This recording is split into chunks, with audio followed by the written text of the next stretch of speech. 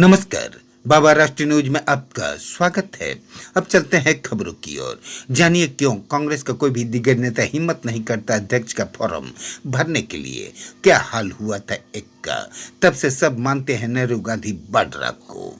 पिछले 2-3 दिनों से मीडिया में कांग्रेस के नए अध्यक्ष के चुनाव की खबरें चर्चा में है। मीडिया में आ रही खबरों के मुताबिक 24 साल के बाद कांग्रेस इस बार गैर गांधी परिवार सदस्य को अध्यक्ष की कुर्सी सौंप सकती है। कांग्रेस के अध्यक्ष पद की रेस में सबसे आगे राजस्थान के मुख्यमंत्री अशोक गहलोत का नाम आगे चलने की बात कही जा रही है। कांग्रेस की अंतरिम अध्यक्ष सोनिया गांधी के साथ मुलाकात के बाद अशोक गहलोत के बिना कुछ कहे मुस्कुराते हुए दिल्ली से जयपुर के लिए रवाना होने पर अटकलों का बाजार गर्म है। माना जा रहा है कि 28 अगस्त को कांग्रेस की बैठक में पार्टी के नए अध्यक्ष की घोषणा हो सकती है। पार्टी महासचिव केसी वेणुगोपाल ने कहा कि एक वर्चुअल बैठक 28 अगस्त 2022 को दोपहर 3:30 बजे कांग्रेस अध्यक्ष के चुनाव की तारीख को मंजूरी देने के लिए आयोजित की जाएगी। कांग्रेस अध्यक्ष सोनिया गांधी की बैठक की अध्यक्षता करेगी। गैर गांधी फैमिली से सीताराम केसरी रहे कांग्रेस के अंतिम अध्यक्ष। बिहार के वरिष्ठ कांग्रेस नेता सीताराम केसरी 1996 से 1998 तक इस पार्टी के अध्यक्ष रहे। केसरी महज 13 साल की उम्र में स्वतंत्रता आंदोलन में हिस्सा लेने लगे थे। 1930 से 1942 के बीच सीताराम केसरी स्वतंत्रता आंदोलन में हिस्सा लेने के चलते कई बार जेल गए। साल 1973 में बिहार कांग्रेस समिति के अध्यक्ष बने और 1980 में कांग्रेस के कोषाध्यक्ष बने। 1967 में सीताराम केसरी कटिहार लोकसभा सीट से सांसद बने। 1971 से 2000 तक 5 बार राज्यसभा के सदस्य चुने गए। गांधीवादी विचार के समर्थक सीताराम केसरी इंदिरा गांधी, राजीव गांधी और पीवी नरसिम्हा राव की सरकार में मंत्री भी रहे।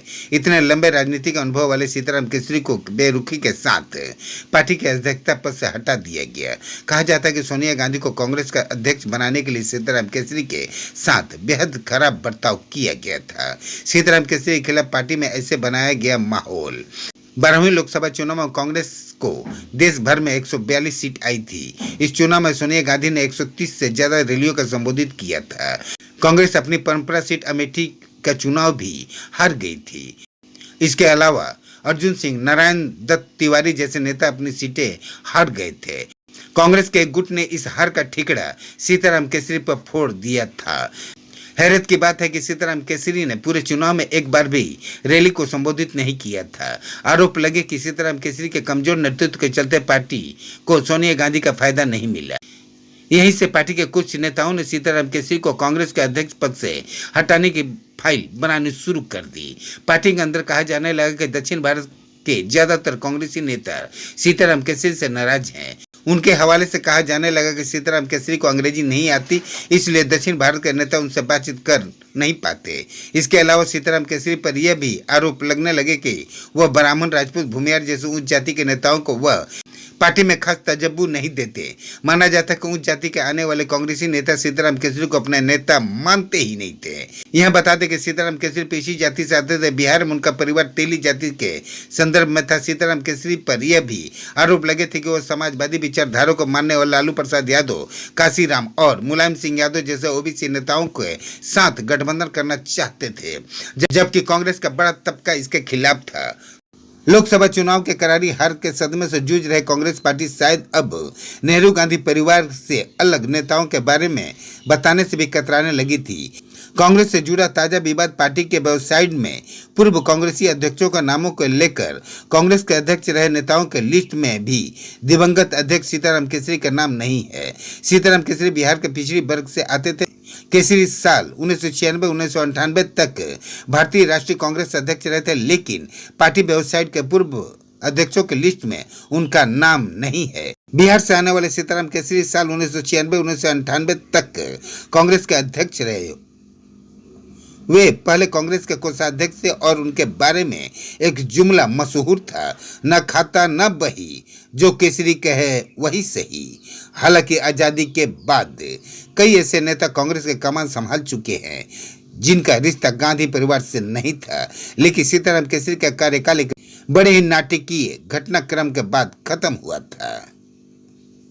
दरअसल यह वह दौर था जब सोनिया गांधी राजनीति में पूरी तरह से सक्रिय हो चुकी थी।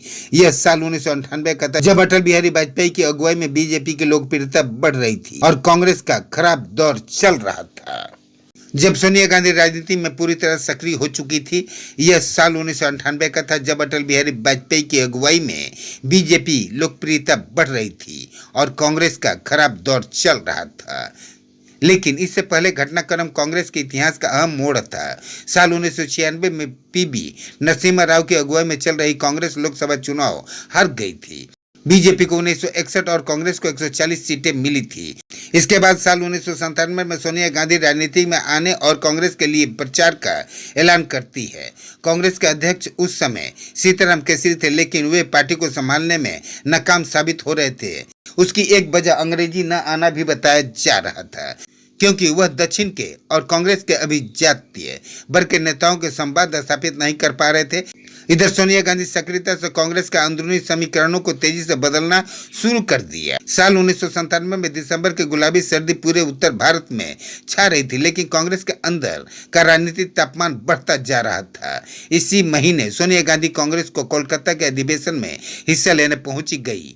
ये एक तरह का पार्टी में उनके शामिल होने की औपचारिकता मात्र थी। सोनिया गांधी के राजनीति में प्रवेश की स्क्रिप्ट बिल्कुल फिल्मी थी। उनकी पहली रैली तमिलनाडु में उसी जगह जहां पर पूर्व प्रधानमंत्री और उनके पति राजीव गांधी की हत्या की गई थी। कांग्रेस के अंदर सोनिया गांधी का समर्थन बढ़ता जा रहा था, लेकिन सीताराम केसरी इस परिवर्तन को स्वीकार करने को राजी नहीं थे। इसके बाद 1998 के चुनाव में कांग्रेस को 142 सीटें मिली। इस चुनाव में सोनिया गांधी ने 100 से ज्यादा रैली की थी। कांग्रेस के कई दिग्गज चुनाव हार गए। पार्टी अमेठी सीट भी नहीं बचा पाई। इस चुनाव में सीताराम केसरी प्रचार करने भी नहीं निकले, लेकिन हार का दोष कहीं उन पर मढ़ दिया गया। बताया जाता है कि पार्टी के अंदर सोनिया गांधी के खेमे का बहुमत हो चुका था। इसके बाद कांग्रेस समिति की बैठक बुलाई गई और उसमें प्रस्ताव पास कर सीताराम केसरी को इस्तीफे की मांग किया गया। इस बैठक में मौजूद सीताराम केसरी नाराज होकर चले गए थे। कुछ लोगों का दावा है कि जिस दिन सोनिया गांधी 24 अकबर रोड स्थित पार्टी कार्यालय पहुंची, वहां पहले से ही सीताराम केसरी को एक कमरे में बंद कर दिया गया था। सोनिया गांधी को इसी दिन कांग्रेस की कमान मिली थी। वरिष्ठ पत्रकार रशीद किदवई ने अपने किताब ए short story of the people behind the fall and rise of the Congress में भी ऐसा ही कुछ दावा किया है। उनका कहना है कि कांग्रेस कार्यालय से सीताराम केसरी को बेइज्जत करके निकाला गया था। उसको कांग्रेस से निकालने में प्रणब मुखर्जी, शरद पवार, जितेंद्र प्रसाद और AKNT जैसे नेताओं का बड़ा हाथ था। और भी लगातार खबरों को देखने के लिए हमारे चैनल को लाइक करें, सब्सक्राइब करें और बेल आइकन जरूर क्लिक करें। इससे हमारे आने वाली न्यूज़ की नोटिफिकेशन आप लोग को सबसे पहले मिले।